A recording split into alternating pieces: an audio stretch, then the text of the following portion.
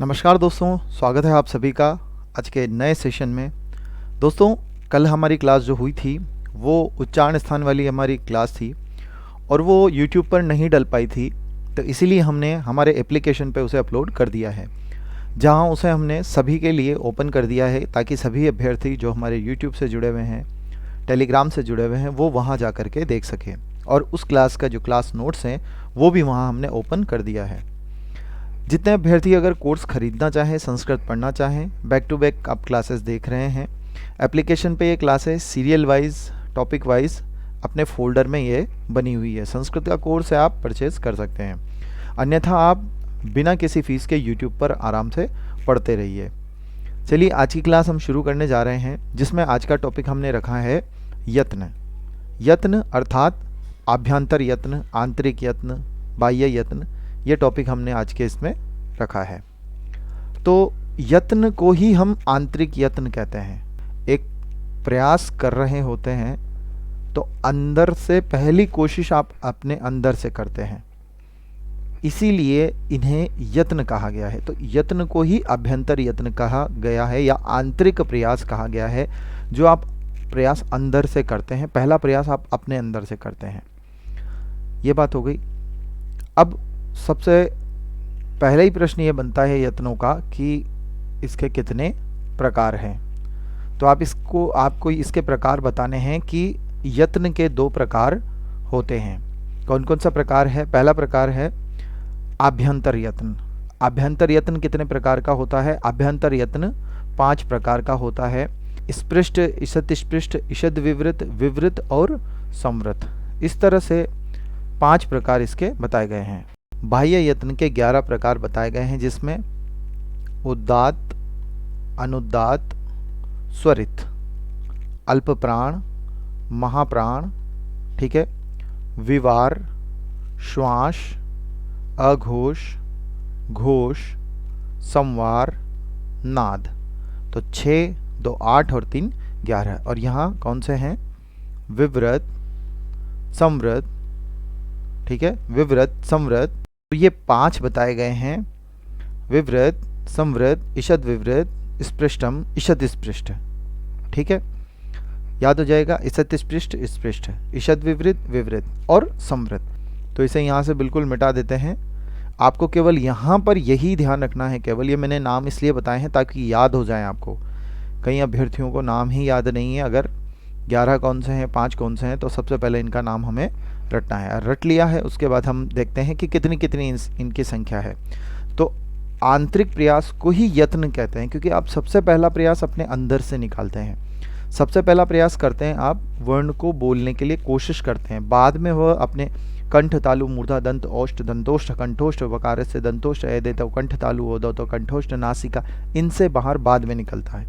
पहले आप अंदर से कोशिश करते हैं निकालने की, वही आंतरिक प्रयास आपका यत्न है। और यत्न 2 प्रकार के हैं। पहला है आभ्यंतर, दूसरा है बाह्य।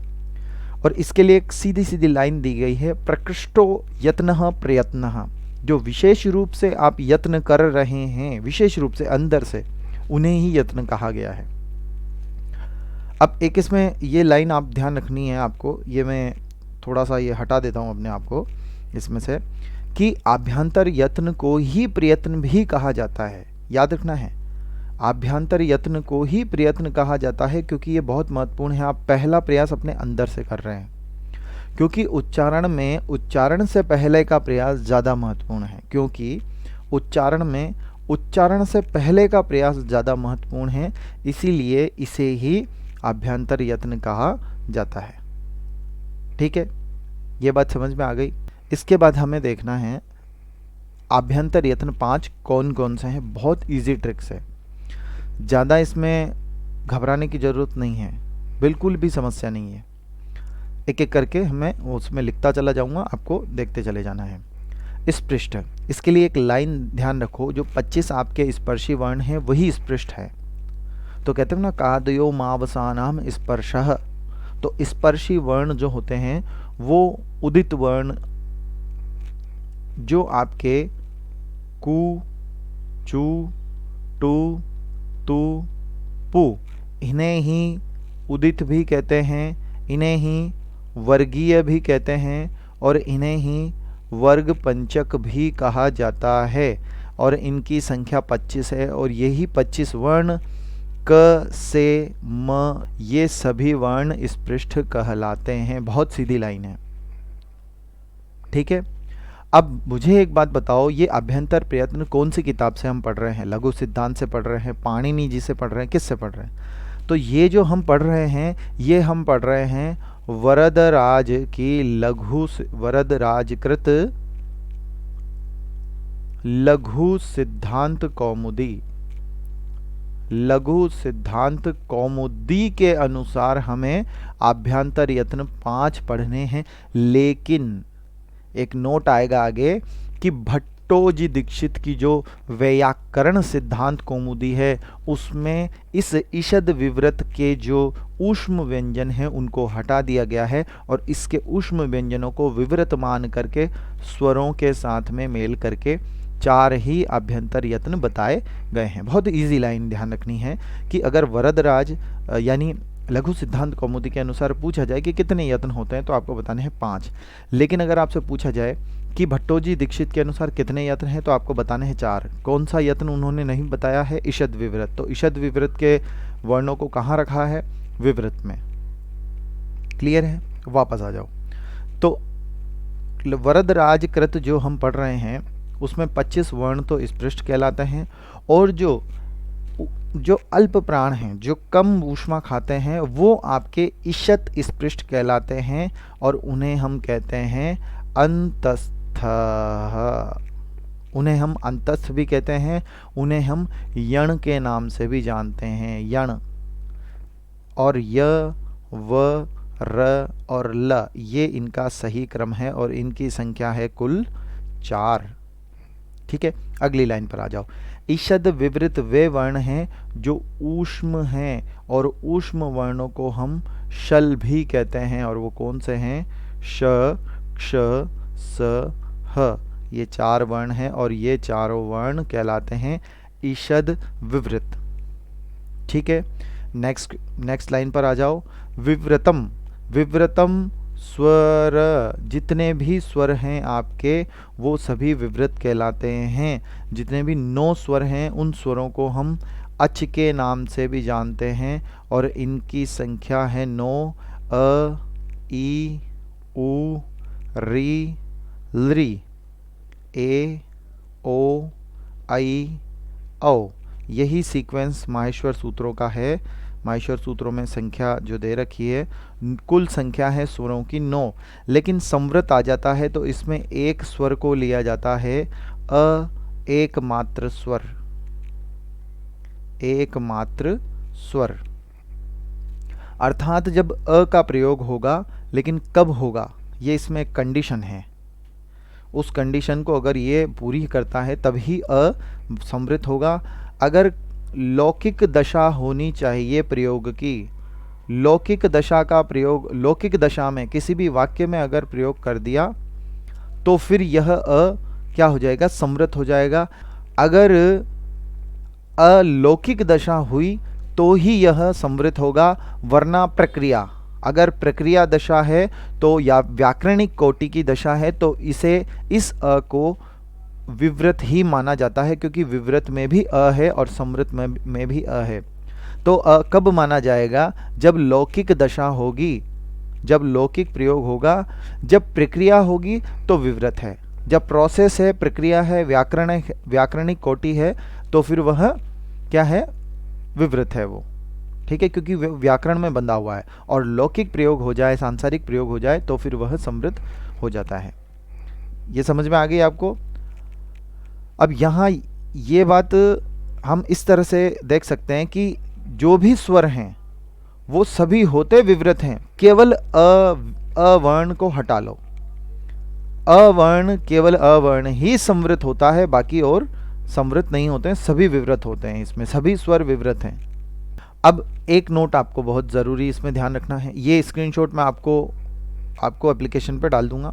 नेक्स्ट नोट देखिए, व्याकरण सिद्धांत कौमुदी जो भट्टोजी दीक्षित के द्वारा लिखी गई है, उन्होंने ऊष्म वर्ण जो हैं जो ईषद विवृत हैं और स्वर हैं जो विवृत हैं, उन्हें एक मान करके, एक स्वीकार करके, उन्हें आभ्यंतर यत्न विवृत को ही स्वीकार किया गया है, एक मान लिया गया है। तो टोटल अब हो जाते हैं 4। तो वरदराज के हिसाब से हैं 5 और भट्टोजी दीक्षित के हिसाब से हैं 4। उन्होंने ईषद विवृत भेद स्वीकार नहीं किया है, उन्होंने विवृत भेद में ही ऊष्म और स्वरों को ले लिया है। ठीक है, अगला नोट लिखा हुआ है सवर्ण संज्ञा के समय जब हम सवर्ण संज्ञा करते हैं, जैसे अ का सवर्ण होता है, ई का सवर्ण होता है, क्योंकि उनका अभ्यंतर यत्न भी एक जैसा है और उच्चारण स्थान भी एक जैसा है। जब हम सवर्ण संज्ञा करते हैं तो ऐसी स्थिति में दो चीज़ों को हम कॉमन देखते हैं, एक तो उच्चारण स्थान भी देखना होता है, एक अभ्यंतर यत्न भी। लेकिन जब दोनों का ही आधार सवर्ण संज्ञा नहीं बन पा रही हो तो फिर हमें बाह्य यत्नों का प्रयोग करना पड़ता है। लेकिन अब ये याद रखें, सवर्ण संज्ञा में हम बाह्य यत्नों का प्रयोग जब करेंगे जब हमें सवर्ण का ज्ञान नहीं हो रहा हो। इसे लेकिन, तो इसे मैं पूरा कर देता हूं, लेकिन जब उपरोक्त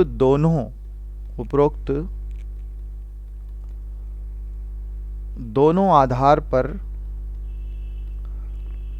सवर्ण का ज्ञान नहीं हो तब बाह्य प्रयत्न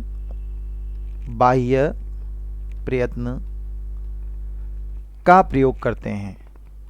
इसे ही आंतरतम्य का मतलब होता है अंदर की भी अंदर वाली परीक्षा। तो इसे मैं क्या कहूंगा, आंतरतम्य मतलब आंतरतम्य का मतलब अंदर वाली परीक्षा। तो आंतरतम्य परीक्षा जब होती है जब बाह्य यत्नों का प्रयोग सवर्णता के प्रसंग में किया जाता है। अगर नहीं कर रहे हैं तो वो परीक्षा सवर्णता के प्रसंग में नहीं है। अब देखिए, दोनों नोट हमने देख लिए हैं।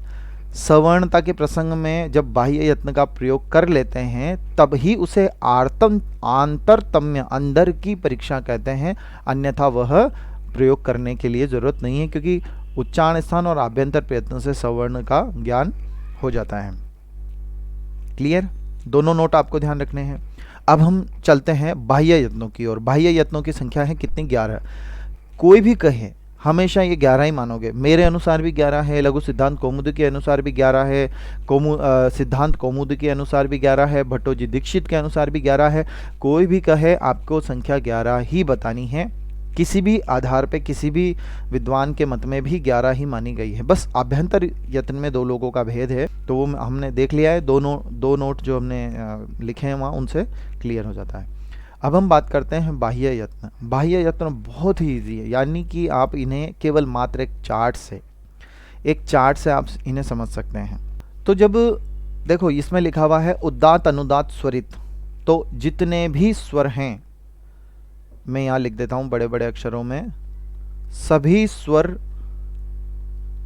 तीनों यत्न होते हैं।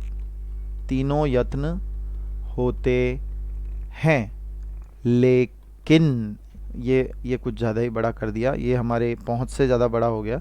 इसको इस तरह से लिखना है हमें, हालांकि ये लाइन लिखनी है पर पहले हम सूत्र लिखेंगे। ठीक है, तो उदात्त को कहते हैं, सूत्र है उच्चैरुदात्त, यानी ऊंचे से बोला जाता है। उच्चैरुदात्त, ऊपर से बोले जाएं वो स्वर उदात्त कहलाएंगे। नीचैरनुदात्तः,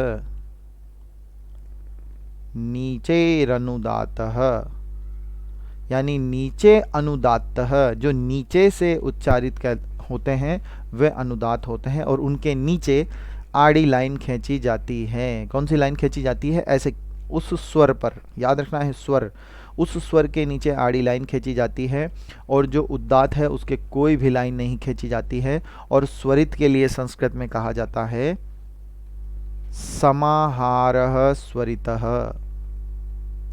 जैसे अवर्ण है, कोई भी वर्ण हो सकता है, अवर्ण है, ये उदात्त है, ये अवर्ण है, ये अनुदात्त है, इसके नीचे ऐसे आड़ी लाइन होनी चाहिए, और ये स्वरित है, एक खड़ी लाइन होनी चाहिए, तब यह अनुदात्त कहलाएगा। खड़ी लाइन है, स्वरित है, आड़ी लाइन है, नीचे अनुदात है, और ऊंचे ऊंचे उदात जब कोई भी लाइन नहीं है उस स्वर पे, वो उदात कहलाता है।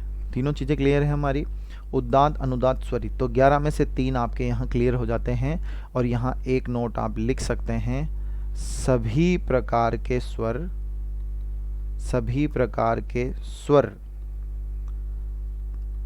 तीनों यत्न होते हैं, तीनों यत्न होते हैं। तीनों कौन से, ये भी बड़ी समस्या हो जाएगी अगर कोई पढ़ेगा डायरेक्ट नोट्स। तीनों बाह्य यत्न होते हैं, तीनों बाह्य यत्न होते हैं। अब आपको दिक्कत नहीं आएगी। ये ब्रैकेट इसलिए बनाया ताकि इन तीनों को आपको स्वरों के अंतर्गत लेना है। अब आती है व्यंजनों की बात। व्यंजन तो बहुत ही आसान है, पहले दो चीज़ें लेंगे। अल्प प्राण मतलब कम वायु देने वाले, और असु का मतलब होता है प्राण। ये संस्कृत में असु का मतलब होता है प्राण। तो अल्प को अल्पासु भी लिख सकते हैं, कम प्राण वाले, और महासु ज़्यादा प्राण वाले। अब इनका सबसे पहले सूत्र हमें समझना है, उससे हमें आसानी से हो जाए याद। तो अल्प प्राण, इसके लिए कहा गया है विषम स्थानीय अल्प प्राण, और सम स्थानीय बाह्य यत्न महाप्राण, ऐसे कहा गया है। विषम स्थानीय का मतलब होता है कि जो अलग अलग स्थान वाले हैं, जैसे 1, 3, 5, ये विषम स्थान हैं, तो ये कहलाते हैं आपके अल्प प्राण। तो आपको ऐसे याद रखना है, अल्प प्राण प्रथम तृतीय पंचम अंतस्थः अल्प प्राण, ऐसे सूत्र है। लेकिन आपको ये याद रखना है, प्रत्येक वर्ग का पहला, प्रत्येक वर्ग का तीसरा, प्रत्येक वर्ग का पांचवा, इन्हें कहते हैं हम विषम स्थानीय। ठीक है, साथ में अंतस्थ, जो 4 अंतस्थ है। अब जो कोमल कोमल चीजें हैं, कौन सी, 1 और 3 से बनने वाले यम और अनुस्वार जो नासिका से बोला जा रहा है, वो ये सभी कहलाते हैं आपके, एक तो अनुस्वार। और यम, यम भी किसके, 1 और तीसरे वर्ग का पहला और तीसरा यम ही केवल अल्प प्राण होगा, जो अल्पासु कहलाएगा। अनुस्वार भी इसमें आता है क्योंकि वो नासिका है, वो पंचमाक्षर में आ जाता है अनुस्वार। ठीक है, अब महासु, महाप्राण, प्रत्येक वर्ग का दूसरा और चौथा, और इन्हीं वर्गों के, इन्हें कहते हैं हम समस्थानीय। समस्थानीय और ऊष्म 4 जो व्यंजन हैं आपके, क्ष, श, स, ह, और ह के अंतर्गत विसर्ग भी आ जाता है, और साथ में ऊष्म आ गया, विसर्ग आ गया, विसर्ग के साथ में अर्ध विसर्ग भी आ गए, अर्ध विसर्ग भी आ गए, और हर वर्ग का दूसरे चौथे का यम भी इसमें शामिल किए जाते हैं। बहुत आसान है। महासु, अल्पासु बहुत आसानी से आपने ये याद कर लिए हैं। ये सम स्थानीय हैं, ये विषम स्थानीय हैं। क्लियर। अब हम बात करते हैं घोष, विवार, श्वास। इसका एक सूत्र है, वो सूत्र जिसने याद कर लिया ना, वो तो मतलब ये सूत्र ही लिख दिया मैंने। खरो विवारा श्वासा अघोषाश्च। खर जितने भी हैं वो सभी विवार भी होते हैं, श्वास भी होते हैं, और सांस आसानी से बिना नाद के निकलती है, इसीलिए उसे अघोष कहा गया है। और हर्ष जो है वो संवार भी है, नाद भी है, नाद करते हैं तो घोषणा होती है। तो प्रत्येक वर्ग का पहला, दूसरा और केवल 3 वर्ण इसमें लेने हैं, क्ष, श, स। ये मैं थोड़ा सा इसको इधर लिख देता हूँ तो आसानी रहेगी। ये जो 2 और 4 के यम है ना, वो 2 और 4 के यम यहाँ लिख देता हूँ मैं। ये यम लिखूंगा ना तो समझ जाना 2 और 4 के यम कहना चाह रहे हैं अपन। प्रत्येक वर्ग का पहला, दूसरा, क्ष, श, स। अब प्रत्येक वर्ग का पहले दूसरे का यम भी याद रखना है, प्रत्येक वर्ग का पहले दूसरे का यम भी। ठीक है, और 1, 2, क्ष, श, स, और साथ में विसर्ग, अर्ध विसर्ग खर प्रत्याहार के अंतर्गत आते हैं। विसर्ग और अर्ध विसर्ग भी खर प्रत्याहार के अंतर्गत आते हैं। तो खरो, बिबारा, श्वसा, अघोषाश्च, और हशो, संवारा, नादा, घोषा प्रत्येक वर्ग का तीसरा, चौथा, पांचवा। हशो, ह है तो ह तो आना ही है, ह है, ह, य, व, र और ल संवार नाद घोष होते हैं। और जो पंचमाक्षर है इसीलिए यहाँ पर अनुस्वार भी आएगा, यानी अनुस्वार भी इसमें आता है तो ह भी है। ह हश के अंतर्गत लिया हुआ है, प्रत्येक वर्ग का तीसरा चौथा पांचवा, और ह, य, व, र, ल और अनुस्वार ये सभी क्या होते हैं, संवार भी होते हैं, नाद भी होते हैं तो घोष भी होते हैं। भाई बाह्य प्रयत्न से अगर सीखना है तो इससे बेटर कोई शीट है ही नहीं, आप इस शीट को जरूर रटें, बस यही है जो भी है। अब जो घोष है, नाद है, संवार है, ये कहलाते हैं आपके हश। और हश के अंतर्गत क्या आता है, प्रत्येक वर्ग का तीसरा चौथा पांचवा, ह तो आना ही है क्योंकि ह से शुरू है, और य व र ल भी आते हैं, तो पांचवा अक्षर होने के कारण इसमें अनुस्वार भी आएगा। और यम, यम के बारे में ध्यान रखें, इसमें यम भी आएंगे, तीसरे चौथे का यम भी आता है, इसमें पहले दूसरे का यम भी आएगा, एक और दो का यम भी इसमें बनेगा, और साथ में विसर्ग और अर्ध विसर्ग भी इसमें आएंगे। ये बहुत बड़ी बात है, विसर्ग और अर्ध विसर्ग खर के साथ में आते हैं, ये याद रखना है आपको। विसर्ग अर्ध विसर्ग खरो विवारा श्वासा अघोषाश्च के साथ में दिए गए हैं। क्लियर है भाई? देखो ये वाली शीट आपकी कंप्लीट अगर आपने रट ली तो आपके बाह्य प्रयत्न यहाँ समाप्त हो जाते हैं। अब हम दो चीज़ें करेंगे, 5 से 7 कुछ नोट हैं, हम उन नोट्स को लिखेंगे और आज की कक्षा हमारी यहीं समाप्त हम करते हैं। विषम स्थान कौन सा है समझ गए, 1 3 5 को विषम स्थान कहेंगे, और सम स्थान का मतलब 2 4 6, मतलब 2 का गुणा जो चल रहा है। अब कुछ निष्कर्ष रूप में मैं कुछ बातें यहाँ पे लिखने वाला हूँ, ये स्क्रीनशॉट आप बाद में ले लेना, अभी नहीं लिया है तो आपने। जो मैंने आपको अभी बताया वो आप निष्कर्ष के रूप में ये देखते हैं कि जो खर हैं वो खर कौन कौन से हैं, प्रत्येक वर्ग का पहला, दूसरा, क्ष, श, स, और इसी में ही अर्ध विसर्ग भी आ रहे हैं और विसर्ग भी आ रहे हैं, ये दोनों भी आ रहे हैं, ये कहलाएंगे आपके सभी खर। और खर होते हैं विवार, श्वास, अघोष। ठीक है, विवार भी होते हैं, श्वास भी होते हैं, अघोष भी होते हैं, उनका बाह्य यत्न है पहला, दूसरा, और यम, 1 2 के यम भी इसमें शामिल हैं। तो निष्कर्ष रूप में आप ये देख सकते हैं खर का मतलब क्या है और खर के बाह्य यत्न क्या हैं। विवार भी होंगे, श्वास भी होंगे और अघोष भी होंगे, ये तीनों यत्न होते हैं बाह्य यत्न इनके। हर्ष का मतलब क्या है, हर्ष का मतलब है प्रत्येक वर्ग का तीसरा, चौथा, पांचवा। ठीक है, ह भी इसमें साथ में आएगा, इसमें य व र ल अंतस्थ आएंगे, इसमें य व र ल। अब इसमें ह आया है तो इसमें विसर्ग नहीं देना है, लेकिन इसमें पांचवा वर्ण आया है इसीलिए इसमें अनुस्वार देना है, और इसमें चौथे पांचवे तीसरे चौथे का यम भी आएगा, और ये सभी कहलाते हैं संवार, नाद और घोष। तो इनका बाह्य यत्न क्या हो गया, संवार, नाद, घोष हो गया। तो निष्कर्ष रूप में हर्ष और खर के बारे में आपको ध्यान रखना है। क्लियर है? सम स्थानीय, विषम स्थानीय, वो मैं उसको भी लिख देता हूं यहां पे। निष्कर्ष नंबर 2, सम स्थानीय क्या कहलाते हैं, महाप्राण। सम स्थानीय महाप्राण और विषम स्थानीय अल्प प्राण। विषम स्थानीय अल्प प्राण, अब समझ गए होंगे आप। प्रत्येक वर्ग का दूसरा, चौथा, क्ष, श, स, ह। प्रत्येक वर्ग का पहला, तीसरा, पांचवा, य, व, र, ल, ये कहलाते हैं आपके विषम स्थानीय। तो महाप्राण को महासु भी कहते हैं, और यम भी इसमें शामिल है, ऊष्म वर्ण है, विसर्ग है, अर्ध विसर्ग है, ये महाप्राण में सब शामिल है। देखो महाप्राण में यहाँ पे विषम स्थानीय है अल्प प्राण, और महाप्राण में ह भी है, ह है तो विसर्ग भी है, अर्ध विसर्ग भी है, 5वां अक्षर इसमें है तो इसमें अनुस्वार हमने रख लिया। इसका यम 2 और 4 का यम इसके साथ है और 1 और 3 का यम इसके साथ है, तो यम तो इनके साथ चलते रहेंगे।